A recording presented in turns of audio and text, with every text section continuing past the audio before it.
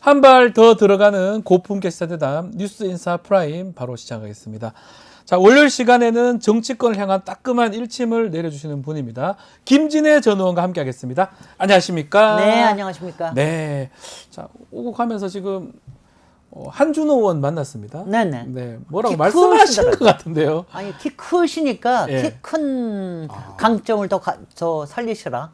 너무 부드러워 보이셔서. 일부러 그런 거 있잖아요. 키 네. 크면 남들하고 맞추려고 일부러 야, 숙여주는 숙이는데 그럴 필요 없다는 그럴 필요 없다는 거죠. 네, 네. 왜냐하면 국민들 또 지지자는 네. 그 사람만 쳐다보는데 네. 굳이 네. 숙이는 모습보다는 당당하게 해라.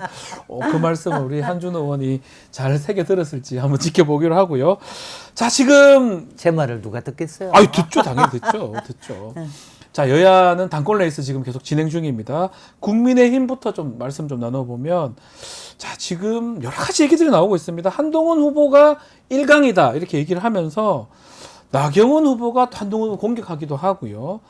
또 원희룡 후보는 계속적으로 공격하는데 뭐가 안 먹히는 것 같기도 하고, 정치 신인이잖아요. 한동훈 후보는 완전히 세 사람이 밀리는 모양새인데 어떻게 봐야 됩니까? 사실 지금으로는 나경원 후보가 네. 왜 원희룡 보고 사퇴하라고 그러잖아요. 네. 그 말이 맞을 거예요. 혹시나 찬스를 보려면.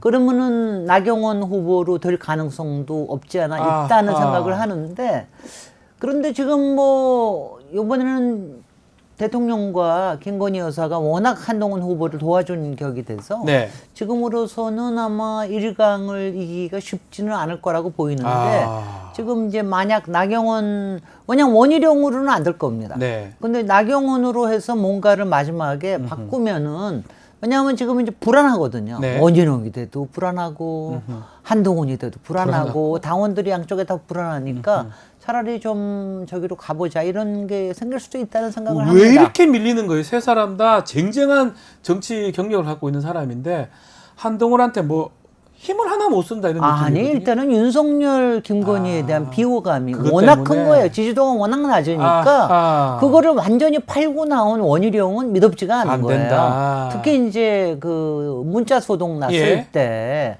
그거 했을 때 정말 조금 너무 비열할 정도로 공격을 했잖아요. 네. 그러니까 그런 게 굉장히 이제 안 좋아 보인다. 그리고 한동훈은 여러 가지 위험 요소는 있어 보이지만 그래도 윤석열이 조금 낮은 지지율을 조금 더 넘어설 수도 있을지도 모르겠다라는 가능성 때문에 가는 거죠. 당원들이나 그러니까. 지지자들이 봤을 때는 그래도 한동훈이 낫다고 이렇게 보는 거군요. 제가 얘기했잖아요. 네. 조금 더 세 보이는 세 사람으로. 보이는 사람한테.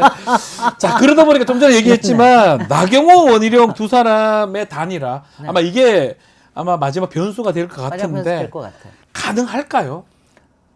만약 된다면 나경원입니까? 아니, 그거는 된다면은 나경원 원래는 원희룡으로 간다고 생각을 가는 했는데 건데. 원희룡의 가능성이 너무 떨어져 버렸어요. 네. 값이 너무 떨어져 버려서 지금 오히려 의외로 나경원 쪽으로 간다면 혹시나 근데 용산에서 그렇게 쉽게 가지는 않을 것 같고요. 모르겠습니다. 예전에는 용산에서 뭔가 지난 전당대회를 보면 김기현 당대표 만들 때 뭐 4%에서 이렇게 만들어버리는 그런 힘을 발휘했는데 네. 이번에는 그런 힘은 못 발휘하는 것 같네요. 그런 건 못하는 것 같고요. 근데 예. 저는 지금 보고 있으면은 예. 저도 나경원 후보를 네. 이렇게 뭐 마땅하게 생각하는 사람은 아닌데 네. 그래도 지금 조금 약간 제정신 쪽으로 가운데 서 있는 정치인은 나경원으로 지금 보이더라고요. 네 사람이 뒤에 저희 나오고 있는데 네 명을 유심히 보셨어요. 아, 정말 네 명을 정말. 유심히 보시면서 그러니까 완전히 예. 지금 뭐 완전히 그냥 양쪽으로 가 있어서 네. 뭐 그거에 대해서는 모르겠습니다. 아하. 한 10일 정도 남았으니까 어떻게 될지 자, 모르겠어요. 이제 뭐 8일 정도밖에 안 그렇습니다. 남았더라고요. 자, 지금 네네. 어떻게 될지 봐야 되는데. 자, 근데 만약에 이제 예상이고 또 예측이기도 한데 지금 한동훈 후보가 가장 앞서니까요. 만약에 한동훈 후보가 국민의힘 당대표 되면 국민의힘 어떻게 되는 겁니까? 쪼개지는 겁니까? 뭐 그런 예측도 벌써 있고요. 근데요. 예. 저는 제가 계속 저는 그렇게 해왔는데 예. 만약 한동훈 후보가 되면은 네. 아주 발빠르게 한동훈하고 밀약을 할 거예요. 저는 그렇게 생각합니다. 왜냐하면은 윤석열, 김건희, 한동훈은 네. 워낙에 이제 일종의 공동체 아닙니까? 그러니까 지나온 역사도 있고 그리고 앞으로 갈 길도 있고 그렇기 때문에 아마 윤석열 대통령이 좀 지혜롭다면 네. 그리고 그 역할을 김건희 쪽에서 하고 싶다는 거 아니겠어요. 아하. 그러니까 아마 저는 그럴 거라고 봅니다. 그러니까 저는 어느 쪽으로 가든 뭐 국힘은 지금 몰락의 길로 가고 있지만 어느 쪽으로 가든 아마 오히려 원희룡 쪽으로 가는 게 몰락이 빠를 거라는 생각을 좀 합니다. 아, 오히려? 한동훈 쪽으로 오. 가능성이 있으면 치고받으면서 밀고 당기기 하면서 조금 더 생명력이 조금 더 길어질 가능성도 있다. 이런 생각은 하죠. 아, 그러면 원희룡이 되면 오히려 왜냐하면 대통령실하고 한쪽으로 한쪽으로 가니까 저쪽에서 같이 망합니다. 국민들이 아예 등 돌릴 것인데 그렇습니다. 그래도 그나마 한동훈이 되면 왔다 갔다 하는 거기 때문에 조금 더 오래 갈 것이다. 그리고 원희룡은 전혀 요번 전당대회에서 전혀 자신의 강점을 보여주질 못했어요. 그 원희룡 후보가 네. 이번 전당대회에서는 완전 패착이 되는 거네요. 그렇습니다. 특히 그렇게 문자 봅니다. 메시지 이런 거 할 때. 네, 그렇게 했을 때 대응하는 거라든가 이런 거를 그러니까 이번에 저기 보면 지금 한동훈도 그거를 못 보여주고 있는데 네. 그러니까 이런 개싸움 속에서 네. 자신의 존재감으로 이거를 이겨낼 수 있다는 역량을 보여줘야 되는데 네. 그 개싸움을 점점 그냥 뭐 그쪽으로 치닫는 걸 보여주니까 그러니까는 좀 불안하죠. 오히려 더 불안해 보이더라고요. 불안해 보인다. 네. 원희룡 후보가. 자, 결국 지금 이 문자 메시지는 당무 개입하고도 연관이 돼 있고 댓글팀, 뭐 여론조성팀이라 얘기하긴 하지만 여러 의혹으로 이어져 버렸어요. 결국은. 네. 이게 전당대회 끝나봐야 알겠지만 수사를 좀 해야 되는 상황 아닌가. 또 그렇습니다. 특검이 필요한 상황이 아닌가 이렇게 보이기도 하고요. 아니 이거는요. 예. 저기 어떻게든지 한동훈 특검법에다가 예? 이 댓글팀 이 부분에 대한 건 분명히 넣을 테고요. 네. 당시에 법무부 장관으로서 물론 김건희 여사가 댓글팀 운영하는 것도 문제지만 네. 법무부 장관 시절에 이게 댓글팀이 제대로 운영이 됐다라고 그럴 것 같으면은 네. 지금 장해찬 전 최고위원이 이른바 약간 고발성의 얘기를 계속해서 하고 있지 맞습니다. 않습니까? 예. 그러니까 이제 이거에 대해서는 수사가 필요한 거죠. 그러니까 이거는 특검이 필요하다는 생각을 합니다. 이게 오히려 뭐 원희룡 후보가 이렇게 주장을 하고 또 거기에 또 장해찬 최고, 전 최고라든지 여러 국민의힘 인사들이 얘기를 하면서 오히려 더 상황이 나빠지고 커진 것 같다는 생각이 글쎄요. 듭니다. 네. 한동훈 아니 근데 정말 이상하지 않아요? 예. 아니 자해, 자폭 그러니까요. 완전히 그냥 자기 파괴적인 방향으로 치닫고 있는데 네. 이거를 처음에 트리거한 거는 역시 김건희 여사의 아하. 문자 공개죠. 그걸로 이 그걸 전당대회- 통해 가지고 모든 게 문제가 된 거죠. 저는 좀 개인적으로 좀 이해하기 어려운 게 그 문자 메시지 공개함으로써 한동훈 후보를 굴복시킬 수 있다고 생각한 것 자체도 조금 전 특이하다 생각이 들거든요. 근데 어쩔 수가 없었을 거예요. 아, 방법이 없으니까. 다른 방법이 없기 때문에 아. 그래서 저도 지금 여전히 왜 그랬을까? 왜 저거를 공개했을까? 왜 그랬을까? 그러니까 본인이 피해를 받으면서까지 왜 그랬을까 아. 그러는데 한동훈에 대한 피해를 가해를 하겠다고 하는 거 하고 한동훈은 도저히 안 되겠다라고 하는 이유가 뭘까? 저는 그게 네. 최상병 특검 때문이 아닌가 하는 생각을 해요. 그러니까 한동훈- 처음에는 김건희 특검법 네. 때문에 그러는 줄 알았는데 그거는 사실 마이너한 거고 네. 지금 김건희 여사의 구명 로비에 관련된 지금 설이 그렇죠. 지금 점점 구체화되고 있지 않습니까? 그렇죠. 녹음 자료도 공개됐고요. 그래서. 그러니까 최상병 특검은 조건부로 가능할 수 있다라고 하는 게 이제 한동훈 후보의 생각이잖아요. 그거를 용납 못 하겠다. 그러니까 최상병 특검을 했다가는 이게 윤석열 탄핵이 아니라 김건희 탄핵으로 갈지도 모르겠다. 그거를 우려하는 게 아닌가 하는 생각이 들어요. 최상병 특검법 관련해서 약간 제 세 명의 후보랑 다른 입장을 내긴 하잖아요. 네. 한동훈 후보 같은 경우는. 네. 그렇다고 하더라도 민주당하고 같이 다 합쳐서 빨리 그렇게 진행되기는 좀 어렵지 않을까요? 그렇지는 않겠죠. 예. 그렇지는 않지만은 좀 더 위험하다고 보는 아, 거겠죠. 대통령실이나 대통령 입장에 봤을 때. 그다음에 예. 윤석열도 김건희도 끝까지 편들어 주지 않을 것이다. 안 될 것이다 이런 생각을 이런 생각을 하니까 하는 안 된다 거죠. 저 사람은. 그럼요. 저 사람 안 된다. 자, 20년 직인데도 불구하고 그런 것 같습니다. 자, 그런 눈에 띄는 게 조중동 등 보수 언론의 태도입니다. 김건희 리스크를 계속 보도를 하고 있어요. 조중동 왜 그럽니까? 왜 그러겠어요. 이제 그쪽도 다 하는 거. 지난 1월 달에 한번 하지 않았습니까? 네. 그때 조중동에 조동이 주로 했었었는데 네.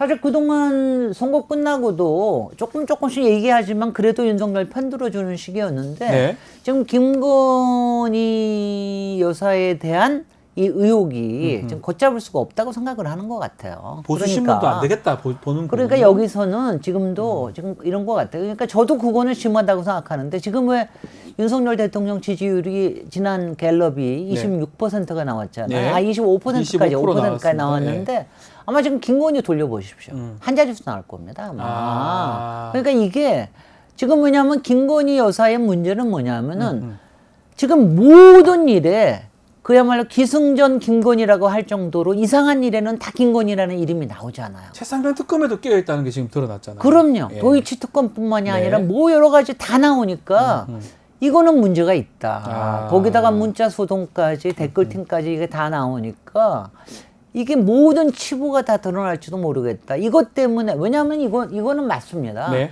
만약 김건희 여사가 임성근 구명 로비에 만약 뿌리라고 그럴 것 같으면은 뿌리 뽑아야 됩니다. 그건 탄핵감이에요. 거죠. 네, 그럼요. 심각하다. 근데 지금 아무리 저쪽에서 막으려고 그래 본들 지금 모든 게 그쪽으로 가야 네.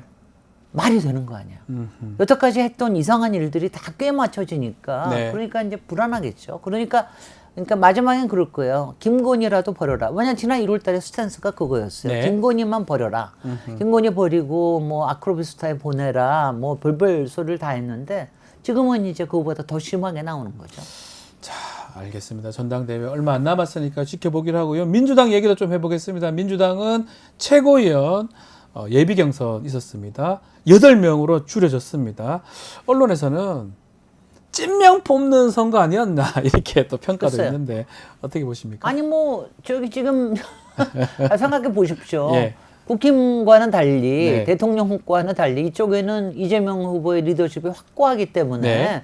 그렇기 때문에 거기서 뭐 저 그거와 관련된 그러니까 전체 리더십을 잘 만들 수 있는 사람을 뽑는 게 당연한 거고요. 네. 근데 지금 요번에 8명 뽑힌 걸 보면은 뭐 누가 돼도 아무 상관없어요. 아, 그 정도죠. 예. 누가 돼도 다 아무 상관이 예. 없고 저는 뭐 항상 얘기해왔듯이 이번 저기는 이른바 대한정당, 수권정당의 모습을 확실하게 보일 수 있는 사람이 들어갔으면 좋겠다. 네. 이렇기 때문에 뭐 잘 싸우는 사람 이상으로 안정적인 리더십을 보여주는 게 굉장히 중요하다는 생각을 해요. 어쩌면 이재명 대표랑 호흡이 맞는 게 가장 지금 오히려 중요합니다. 중요하네요. 괜히 그 안에서 뭐 조금만 딴 얘기하면은 저쪽에서 물어뜯기만 하잖아요. 네, 그래서 네. 그래서 빌미를 제공하고 하는 그럴 필요가 없어요. 네. 지금은 저는 그래서 뭐 찐명도 좋고 친명도 좋고 뭐 같이 가는 사람이 필요하다는 생각을 합니다. 또 그걸 보고 당원들이 아마 뽑았던 것 같아요. 예비 네. 경선이 당원이 50%가 아니요, 됐으니까요. 저거 하는 거는 사람들이 예. 그럴 만한 사람들만 나온 거죠. 아, 나온 거다. 또 그렇게 또 해석이 되네요. 이번에는 네. 감히 도전을 못 하는 거예요. 네, 해석이 그러니까. 되네요. 당대표 선거도 지금 김두관 또 한 분 더 있긴 한데 당대표 연임에 도전한 지금 이재명 후보 약간 종부세 완화 이런 약간 중도 포섭 전략도 하는 것 같은데 이 이재명 대표 전 대표의 지금 행보는 어떻게 봐야 됩니까? 종부세만 빼놓고요. 네. 검투세도 빼놓고요. 나머지 대권 후보로서 특히 지금 민생 경제 부분이 워낙 힘이 드니까 예. 이 부분에 대해서 비전을 내놓는 거는 필요하죠. 그게 굉장히 도움이 될 거고요. 네. 다만 뭐 지금 말씀하신 종부세나 금투세 관련된 예. 거는 이거는 그냥 쉽게 결정 내릴 수 있는 게 아니니까 그렇죠. 그거는 뭐 좀 신중해야 된다는 생각을 합니다. 먹사니즘 얘기를 했더라고요. 먹고 사니즘은 굉장히 중요한 거죠. 근데 그리고 그게 이재명 후보의 강점이기도 합니다. 아하. 이재명 후보는 항상 경제와 민생 쪽이 강하기 때문에 네. 그쪽이 중요하다는 생각을 합니다. 네. 뭐 이재명 후보가 될 가능성이 높겠죠. 전당대. 87.7% 나왔습니다. 아, 77.7가 예전이었는데 지난번이었는데 예. 이번에 더 87.7% 올라갔네요. 나왔으니까 네. 뭐 그거는 확고하게 다만 지금 도전하는 그 김두관. 김두관 후보는 지금 뭐 1인 사당화 운운하는 바보 같은 얘기 하지 마시고요. 네. 그런 얘기 하지 마시고 그러니까 대안으로서 아니면 대안적 비전이 어떤 게 될 수 있다라고 하는 걸 보여주는 게 굉장히 중요하다는 생각을 해요. 네. 그래야 김두관 후보도 또 다른 대안으로도 자리매김할 수 있기 때문에 저는 뭐 사당화 운운하는 거 얘기는 필요가 없다는 생각을 필요가 합니다. 없다. 네. 예, 알겠습니다. 국회 상황도 좀 짚어보겠습니다. 대통령 탄핵 청원 관련해서 야당이 지금 법사위에서 19일, 26일 날 청문회 열기로 했고요. 국민의힘은 지금 권한쟁의 심판 청구를 했습니다. 어떻게 봐야 됩니까 지금? 권한쟁의 심판은 그냥 괜히 하는 얘기고 괜히 하는 거고. 여태까지 이제 예. 헌법재판소에서 국회에서 하는 거를 여태까지 가로막은 적은 한 번도 없습니다. 맞습니다. 없었습니다. 그거는 예. 그거는 어차피 안 될 일이고요. 네. 지금 뭐 청원법에 요번에 하는 게 국회 청원법에 의해서 하는 첫 번째 청문회거든요. 네. 그러니까 그 부분에 청문회를 한다라는 거는 아이디어 자체만 좋을 뿐만이 아니라 이거는 이제 솔직히 민주당이나 윤석열 탄핵을 바라는 한테는 빌드업이 돼가는 과정이에요. 빌드업이다. 왜냐하면 예. 이게 청문회가 한 번으로 끝나는 게 아니라 두 번이고요.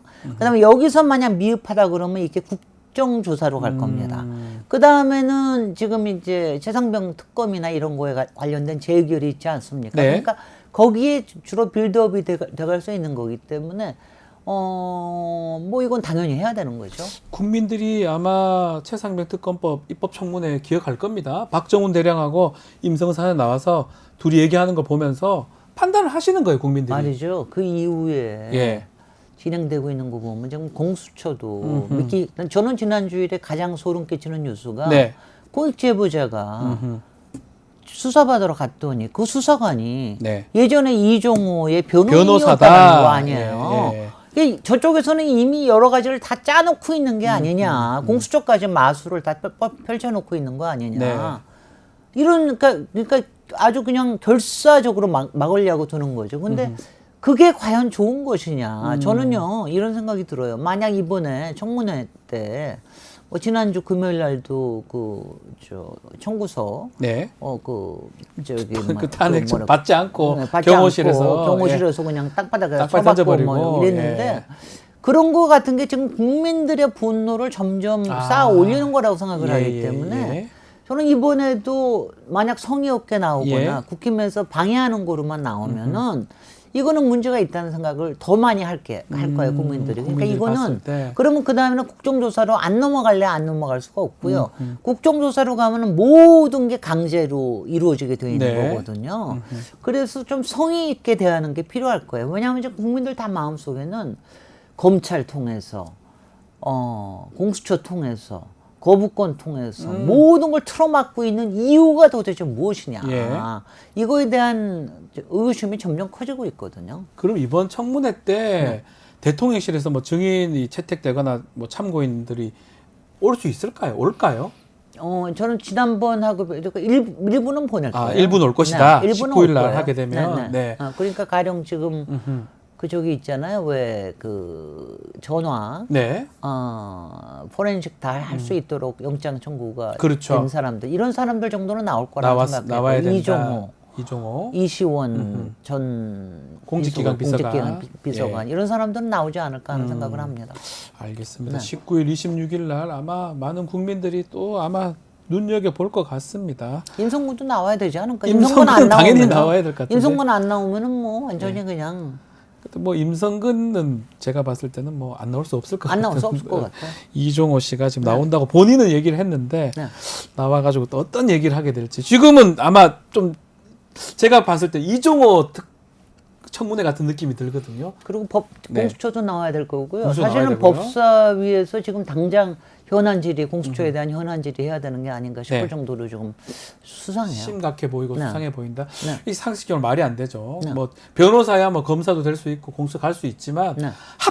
하필이면 네. 이종호를 변호하는 사람이 공수처에 수사를 수사관. 한다. 아니 물론 납득하기 이제 어렵죠. 본인이 회피를 했습니다. 네. 근데 이 사람을 거기에 배치했던 사람이 네. 원래 4부에서 하기로 했는데 왜 2부에서 하필이면 하느냐. 2부로 가느냐. 그리고 거기에 배치한 사람이 직무 대리를 했던 네.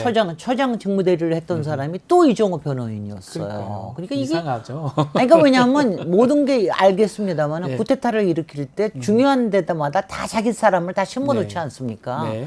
지금 말하자면 윤석열 사단 내지는 김건희 사단을 사방에다 다 배치해 놓은 게 아니냐. 이런 의문이 자꾸 드는 거예요. 그렇죠. 그러니까 무섭죠. 예. 자, 그리고 지금 또 청문회가 하나 예정돼 있습니다. 방통위원장입니다. 네. 이진숙 방통위원장 내정자인데, 자, 야당에서는 이틀 하자라고 하고 국민의힘은 절대 안 된다라고 하는 상황입니다. 어떻게 봐야 됩니까? 뭐 이틀씩이나 해요. 저는 뭐 이거는 어차피 될 거라고 아니요, 어차피 될 거나 이런 걸 다 예. 떠나서 예. 아니 솔직히 자격이 없는 사람의 자격 없음을 보여주기 위해서 네. 이렇게 한다라고 하는 게 저는 근데 이제 이거를 우려를 하는 게 아닌가 하는 생각이 들어요. 일단은 증인이 많이 필요하기도 하고 네. 여러 가지 그동안 이제 MBC에서는 왜냐면 증인을 많이 하면 할수록 이른바 방송 장악에 대한 많은 부분들이 있기 때문에 그렇게 하는 거 하고 네. 그다음에는 이제 아마 이번에 국힘의 방해 공작이 굉장히 강할 거거든요. 네. 그러니까 그것 때문에 시간을 많이 소모할 것이다. 그러니까 좀 더 시간이 필요하다. 이런 것 때문일 것 같은데 아마 언론에 종사하는 많은 사람들이 증인을 많이 받으려고 그러긴 할 텐데 뭐 이틀 안 되면 하루 만에 해가지고 그날 밤 12시까지 하시면 되는 거죠. 뭐. 어떻게 지금 통과는 안 되겠지만 임명은 또 하겠죠. 가능하겠죠. 그렇죠. 24일, 25일로 예정이 돼 있는데 뭐 하겠죠. 뭐 지금 하겠다고 하는 사람 아니에요. 근데 이제 저는 이거는 해가지고 이진숙의 진면모를 보여줘야죠. 방송이 흉기라고 그러는 사람이 방통위원장이 돼도 됩니까? 그다음에 노조를 우리 지금 이른바 민주주의 국가에서 노조를 장악하겠다고 하는 네. 사람이 방통위원장이 돼서는 되겠습니까? 이걸 이제 국민들이 다 알게 만들어 드려야죠. 지난번에 그 여가부 장관 후보였던 김행 후보자 네. 그런 상황도 가능할까요? 어떻게 보십니까? 저는요, 제가 이럴 때 저도 같은 여성으로서 제가 지금 김건희 여사가 이렇게 논란의 중심이 되는 것도 문제가 있고, 그 다음에 김행도 마찬가지예요. 김행 네. 장관 후보도 마찬가지였고, 이진숙 지금 방통위원장 후보도 마찬가지인데, 근본적으로 여성들이 공인에 대한 이제 후발주자인 거는 맞습니다. 예. 아무래도 훈련이 덜 돼 있는 건 맞지만, 이렇게 훈련이 안 된 여자들을 여자들이 공직의 맨 앞에 이른바 총알바지로 쓰는 거거든요. 총알바지로 보시는 거군요. 저는 그렇게 봅니다. 예전에는요 남자들을 이렇게 썼는데 요새는 여자들이 본인의 기회를 위해서 이렇게 앞에 나서서 총알바지를 자처하는 사람들이 꽤 있어요. 꽤 있습니다. 네. 그런 사람들이 이제 일부 변호사 출신이라든가 이렇게 방송인 출신이라든가 언론인 출신들이 있거든요. 이런 거를 이용하는 것도 참 한심하고 또 그런 거를 하면서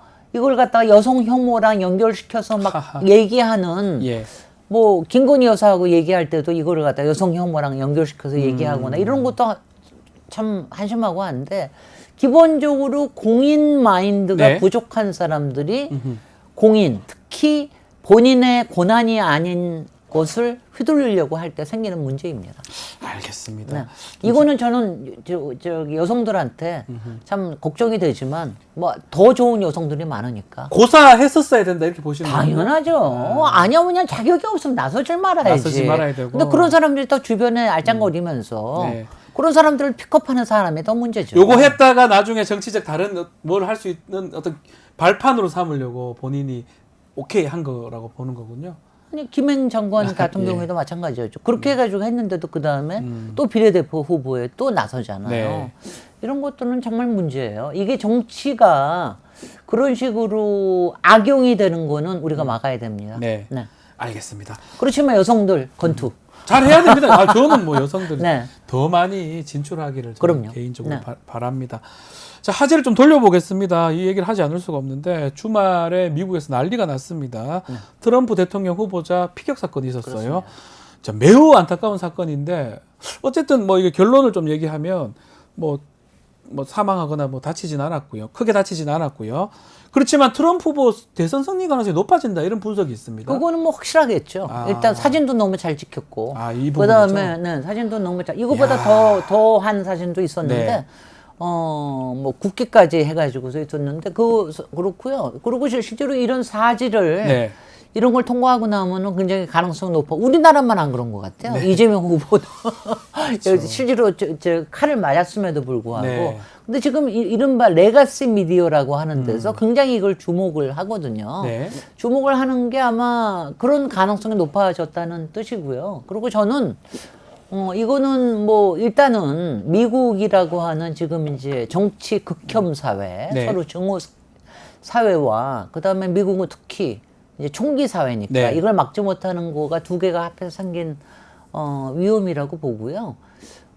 트럼프가 당선 가능성이 높아졌는데 저는 오히려 이 생각을 해봅니다. 지금 그동안 바이든의 사퇴 압력이 상당했는데 네. 아마 이번 기회 때 이것 때문에 사퇴에 대한 사퇴할 수 압력도 한쪽에서 꽤 높아지지 않을까 이 생각을 해봅니다. 바이든이 지금 인지력 같은 얘기가 지금 많이 나오고 있잖아요. 아니 그 정도 인지력이고 예. 아니 우리나라를 일본하고 뭐 일제강점기 때로 합방하기도 비유를 하고 하고요. 예. 아니 젤렌스키한테 푸틴이라고 푸틴이라 그러고 하기도 하고요. 야, 그리고 뭐 이런 상황 이거는 문제 아니 가다가 깜빡거려 아니 솔직히는 트럼프도 가끔 깜빡거려요. 뭐 그건 예전에 나이들이 비해서 있으니까. 아니 우리도 가끔가다 그럴 수 깜빡거리지 있죠. 않습니까? 근데 지금 나타나는 거는 요거는 조금 심각하게 보여서 예.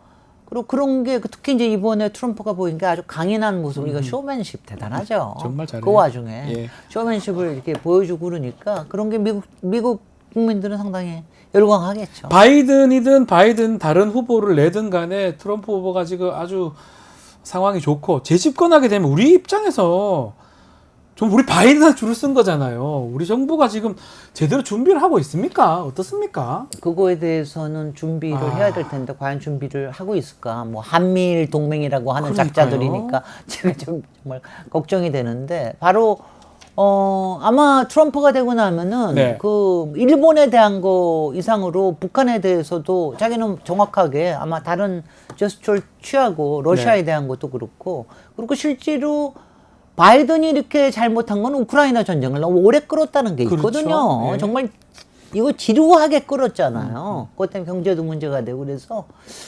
아마 나토에 대한 생각도 그렇고 아마 여러 가지가 바뀔 텐데 우리나라가 잘 해야죠. 잘 준비가 돼 있습니까? 지금 보면 아니. 방위 분담은 뭐 두 번째 문제고 지금 러시아하고 지금 저를 하는 거 아니요. 일본, 항상 중국 얘기하지만 다 안 좋은 것 같은데 돈으로 해결하는 거는 항상 가장 쉬운 거고요. 예. 그것보다 다른 게 더 큰 문제가 생기기 예. 때문에 걱정입니다. 아, 그렇다고 뭐 이럴 때 김건희 여사가 나서서 외교할 수 있는 것도 아니고 어떡하려나 걱정해요.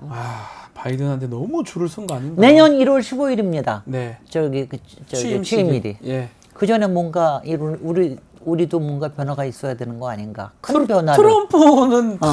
트럼프는 그냥 제가 예전에 느낌에 그냥 실리잖아요. 뭐 그럼요. 북한하고도 할 거고 러시아하고도 그냥 괜찮으면 할 거거든. 국익에 자기 국익에. 그렇습니다. 우리랑은 정반대 상황이거든요. 아휴. 한숨을 같이 쉬는 것 같은데요.